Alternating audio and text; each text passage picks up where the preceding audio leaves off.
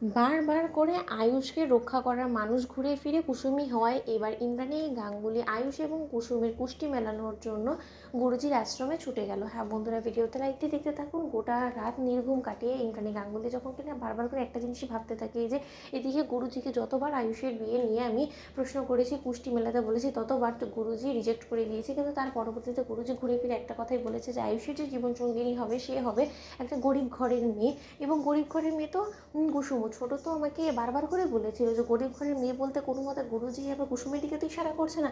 এদিকে ঘুরে ফিরে কুসুম বারবার করে গাঙ্গুলি পরিবারকে আগলাচ্ছে, আমার ছেলেকে আগলাচ্ছে, সব ধরনের বিপদ আপদ থেকে আমাদেরকে বারবার করে বাঁচাচ্ছে, যেন ও আমাদের পরিবারের জন্য একটা রক্ষা কবচ হয়ে উঠেছে। এবং সত্যি তো সেটা, ওর জাদু ছাড়া তো কোনো মতেই পরিবারে একটা পাতা অবধি নড়ে না। তাহলে কি আমি যেটা ভাবছি সেটাই যদি সত্য হয়ে থাকে, তাহলে কি আমরা যাকে অন্যি হয়ে খোঁজার চেষ্টা করছি, যে কিনা গাঙ্গুলি পরিবারের জন্য যোগ্য বলে আমরা ভাবছি, সেই কুসুম নয় তো? না না, আমাকে আর এক মুহূর্ত সময় লস না করে যত শীঘ্রই সম্ভব আয়ুষের জীবনে ওর রক্ষা কবচকে এনে ওর ঘর বাঁধতেই হবে, নয়তো আয়ুষের সব ধরনের বিপদ আপদ থেকে আমি কোনোভাবেই রক্ষা করতে পারবো না।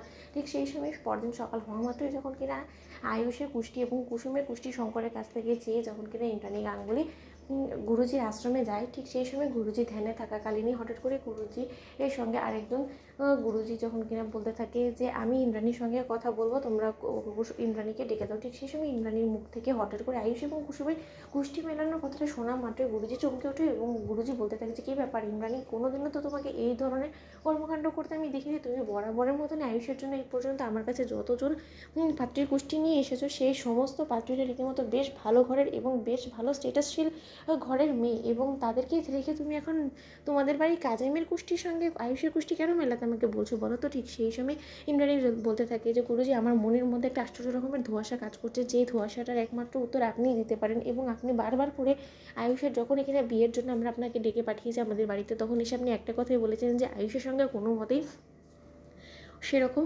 প্রভাবশালী ঘরের মেয়ের বিয়ে হতে পারে না। তার কারণ আয়ুষের সঙ্গে যার আর জুটি বাঁধা আছে ঈশ্বরের তরফ থেকে, সেই ব্যক্তি আর যাই হোক না কেন কোনো বড়লোক ঘরের মেয়ে হবে না, সে একটা অতীব সাধারণ এবং গরিব ঘরের মেয়ে হবে। এবং সেটা নিয়ে আমার মনের মধ্যে একটা আশ্চর্য রকমের ধোঁয়াশা কাজ করছে, সেই ধোঁয়াশার উত্তর জানার জন্যই রীতিমতো আমি এখানে এসেছি। ঠিক সেই সময় গুরুজি আয়ুষ এবং কুসুমের কুষ্টি মিলিয়ে যখন এরা বলতে থাকে যে ইন্দ্রাণী, আমি এখন যেটা বলতে চলেছি হয়তো বা সেটা তুমি মন থেকে মেনে নিতে নাও পারো, কিন্তু বলবো এতে করে তোমার পরিবার আর ভাগ্য খুলে যাবে। তুমি যার সঙ্গে আয়ুষের কুষ্টি মেলাতে বলেছো তার সঙ্গে আয়ুষের রীতিমতো রাত জোটক, এবং ওদের এই জুটিটা ভগবান ছাড়া কেউ ভাঙতে পারবে না। এবং তার থেকেও বড় কথা, কুসুমই হলো গিয়ে সেই ব্যক্তি আয়ুষের জীবনে যে কিনা আয়ুষকে সব ধরনের বিপদ আপদ থেকে এবং তোমাদের পরিবারকে রক্ষা করবে। সে তোমাদের ঘরে লক্ষ্মী। তো বন্ধুরা, লাইক এবং শেয়ার করো, সাবস্ক্রাইব করো।